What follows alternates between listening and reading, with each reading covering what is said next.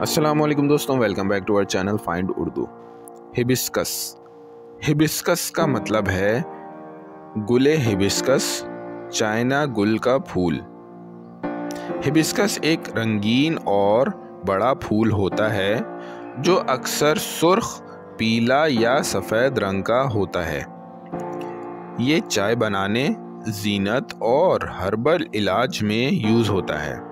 पाकिस्तान और इंडिया में इसे गुलाब के जैसे फूल समझा जाता है। Hibiscus tea is good for health. Hibiscus की चाय सेहत के लिए अच्छी होती है। तो दोस्तों, हिबिस्कस एक खूबसूरत और मुफीद फूल है जो अक्सर चाय और ज़ीनत के लिए इस्तेमाल होता है। उम्मीद है अब आपको हिबिस्कस का मतलब समझ में आ गया होगा। मिलते हैं नेक्स्ट वीडियो में। शुक्रिया।